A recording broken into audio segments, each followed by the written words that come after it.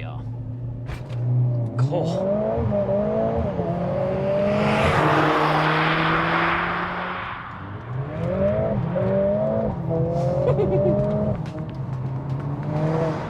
A bit of a subject of...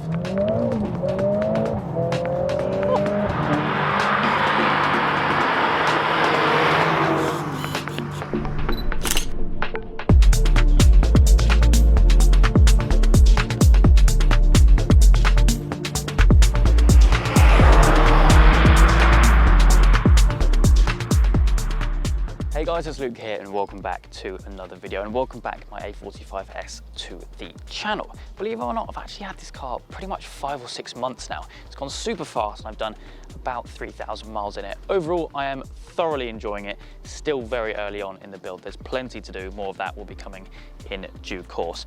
But it's a lovely day. I thought I'd bring the car out, take it for a bit of a hoon, because it doesn't get driven every day. Of course, my E92 M3 stupidly is my daily driver. This and the Golf R kind of sit in storage when they're not being used. And it's been a little while, so I thought I'd bring it out on a lovely day and go have some fun.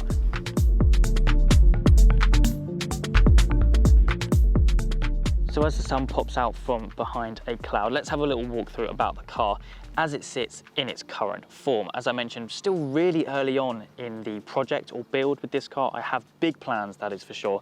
Currently it's running an EST custom stage 1 ECU software. It's pushing out 460 horsepower. Pretty good gains above the 420 stock. I do have plans very soon to go more with that, and some pretty extensive plans more into the long term. Now, the ECU software is the only performance related modification I've done so far. Aside from that, I've had some springs and spacers fitted, a new Alcantara steering wheel, as well as some black and yellow badges, along with a caliper respray.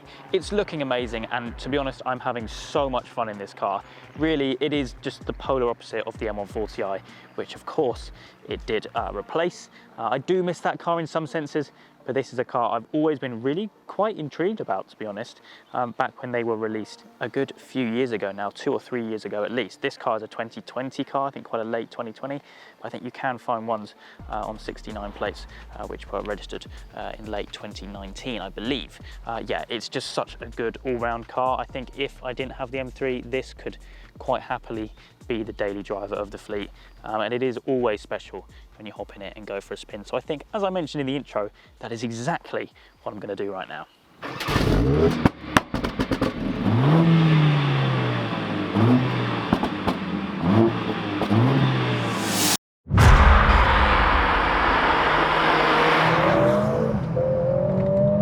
It really is fun, this car. Like, on a real level, it just puts a massive smile on my face. The power is so usable, and I imagine it will continue to be usable as the build progresses into stage 2, stage 2 plus, and yes, stage 3. Of course, this car did have big boots to fill as well, obviously replacing my M140i, as I mentioned. It all comes down to opinion, really, whether this car falls below the M140i or above it. I think in standard form, this is the better car. Don't shoot me. It just handles its power better.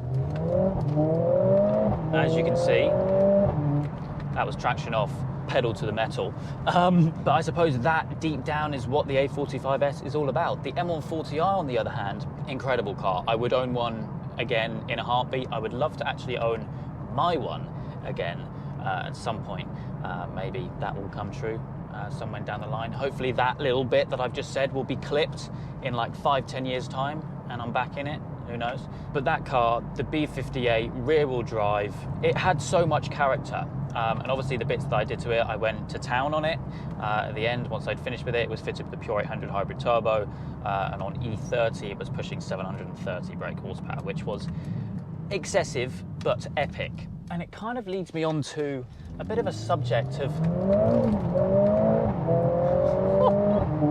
something I've seen around in the comments a little bit, is of basically whether I regret selling my M140i and kind of going for one of these cars, and does this car feel boring to drive because I've come straight from a 730 brake rear wheel drive 6-cylinder hot hatch. And my answer to it is, well, they're polar opposites. These two cars, whilst they do share a tiny little bit of similarity. All in all, on paper, they could not be more different. And so for that, I think that you can't even really compare them. Obviously, I can compare them in a sense of ownership experiences and how they drove, how they were to live with. And don't get me wrong, both brilliant cars. I didn't daily either of them, this or my M140i, purely because of the M3 that I have, as I mentioned earlier on in the video. After literally burning tyres in the M140i, it's actually quite nice to be able to put your foot down in a car and it actually goes somewhere. And I'm not dissing the M140i saying that it was slow or anything. They're not slow. Take that how you will, but they're not slow. But ultimately, I did sell the M140i because I'd had it for 3 years and I needed to switch up the content. I needed to get something which personally not very many people have done, especially in the content creation scene where they haven't done a build.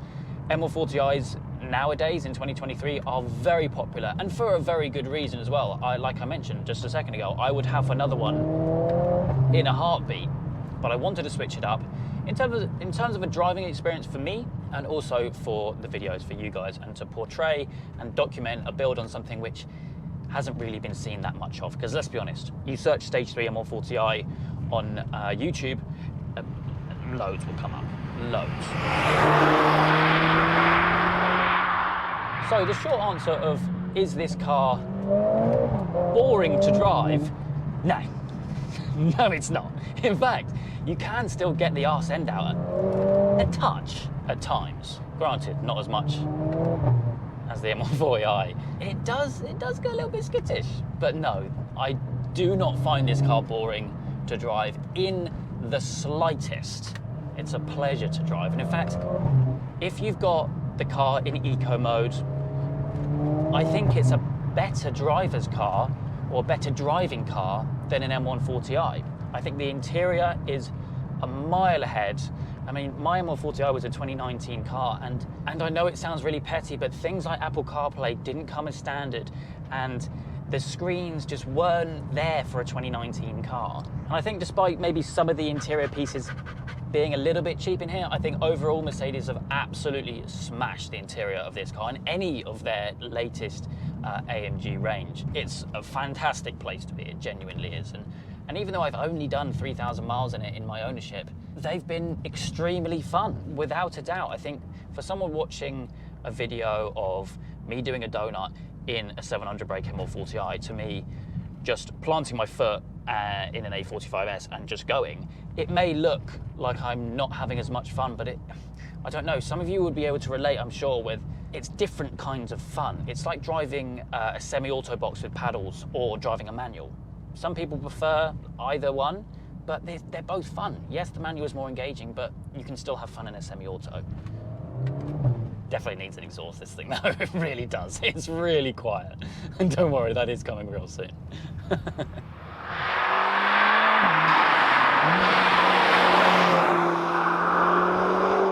I mean, I'll be honest, like, as a whole, I am genuinely chuffed with this car. It's brilliant. It genuinely is. Anything that you throw at it, it excels at. It's a bit like the Golf R. I remember buying that, and I remember saying that it's just a great car in all conditions. And this is the same. I suppose that's the thing with kind of 2-litre 4-cylinder semi-auto hot hatches with all-wheel drive. It does make me wonder, this car has so much potential. Whilst there's still elements of this car holding it back, like the gearbox, the fact that you can't map into it and adjust the torque limits just yet, but once that is all sorted and done, this car will be a rocket, I'm telling you. Whilst I don't think this would ever be as popular as an M140i, it doesn't have a B58, it doesn't have rear-wheel drive, and it doesn't, you know, have that kind of thing which people like nowadays. But I can imagine that these cars, whilst at the moment I feel that they do go under the radar a bit, I think people are going to start getting the idea about them, starting to hopefully understand that these cars just have huge potential. And hopefully through my videos we're going to prove that as well. I mean, the plans I've got in place for this car, whilst I've maybe hinted about it a few times, maybe a little bit in this video, Stage 2 is happening very soon. Of course, I'm working with EST Performance with all of the tuning and everything like that with the car. So we'll be going up there soon. a couple of bits of hardware going on the car, full exhaust, that kind of thing, induction kit. And then I suppose from there we're kind of limited with the TCU, but hopefully once that's done, of course, we'll be looking at hybrid turbo routes, methanol injection routes, and ultimately just having an absolute blast and just pushing the limits with this car. This, yeah, we're only just getting started.